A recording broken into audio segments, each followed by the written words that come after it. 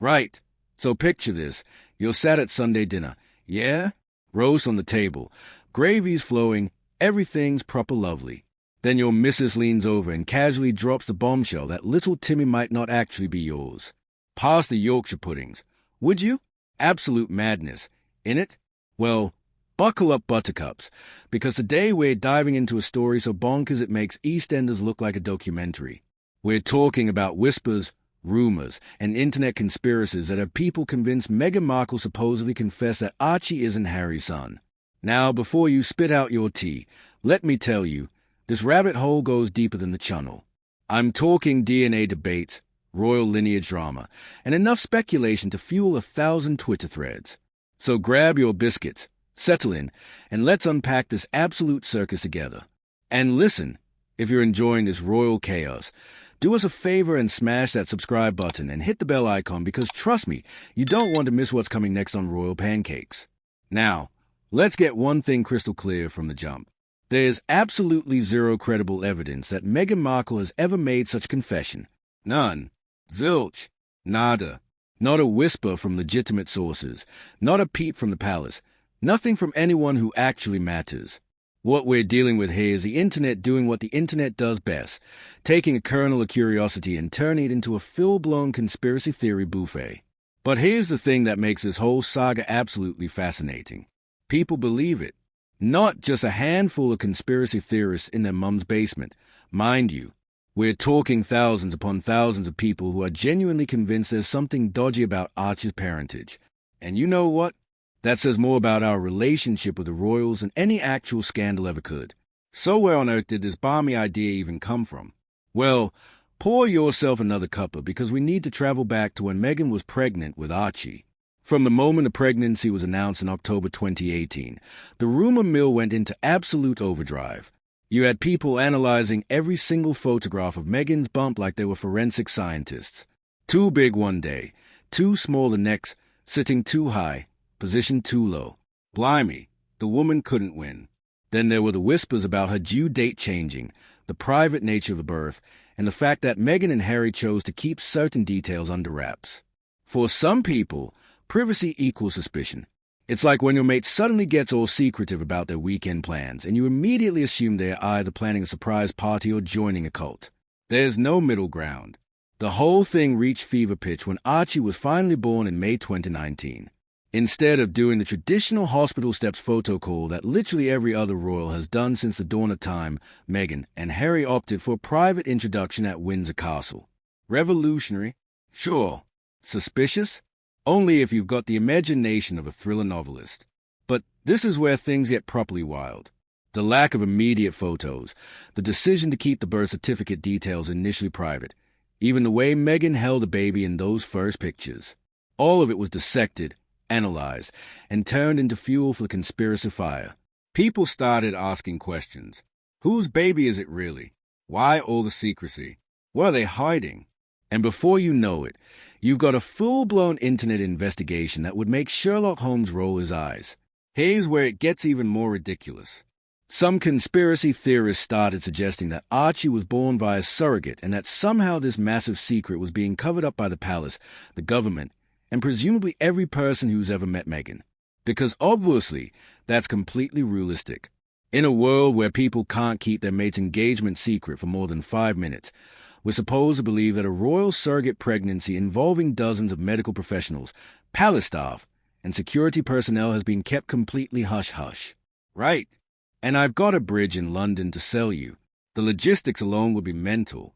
You'd need doctors, nurses, midwives, security teams, palace officials, and apparently every single person at Portland Hospital or wherever else to just keep their gobs shut forever.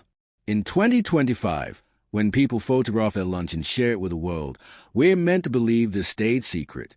Pull the other one. But let's talk about why this conspiracy theory gained so much traction in the first place. And honestly, this is where things get a bit uncomfortable because we need to address the elephant in the room. Race. There, I said it. Meghan Markle is a biracial American woman who married into arguably the most traditional, most British institution on the planet. From day one, she was never going to have an easy ride.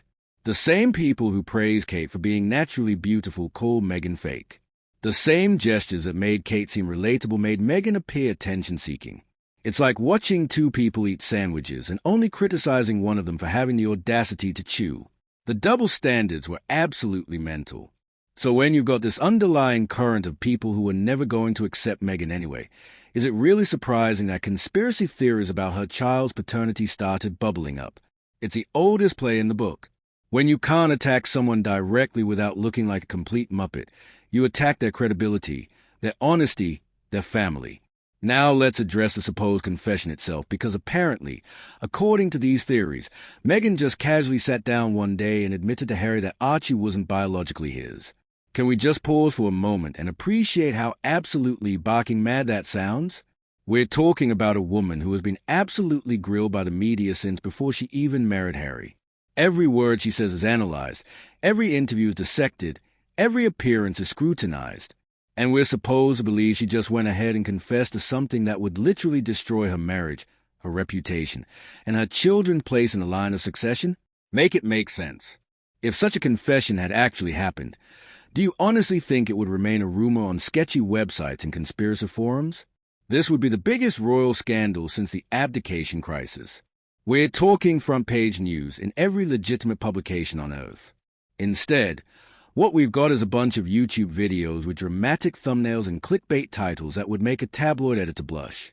The thing that really gets me about this whole saga is how it reflects our obsession with the royals in general. We've turned real people with real lives into characters in a soap opera. Every move they make, every decision they take, it's all fodder for speculation and drama. Harry and Meghan wanted privacy for their son's birth? Must be hiding something. They chose to step back from royal duties, obviously running from secrets. They did an interview with Oprah, clearly airing dirty laundry.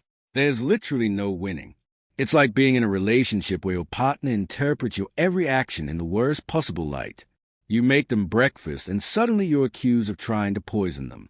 It's exhausting just watching it from the sidelines. And can we talk about Harry for a second?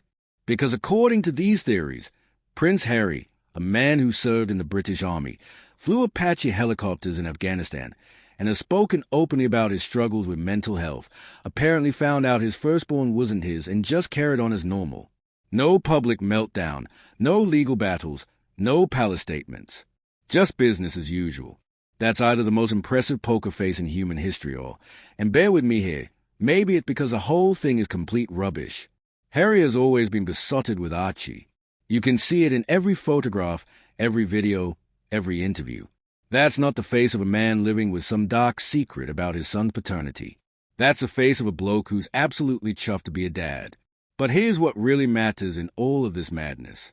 A young child is growing up in a world where thousands of people are questioning his legitimacy based on absolutely nothing.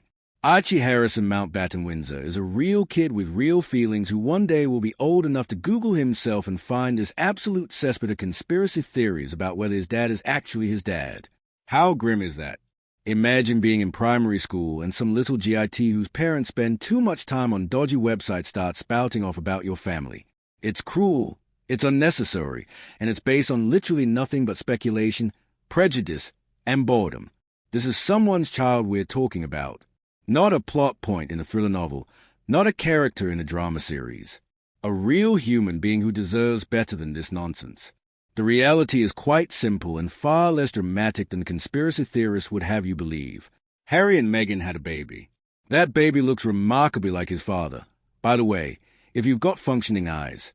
They chose to raise him with some level of privacy because they've both been absolutely hounded by the media their entire lives and fancied not putting their infant through the same trauma. Shocking stuff, really.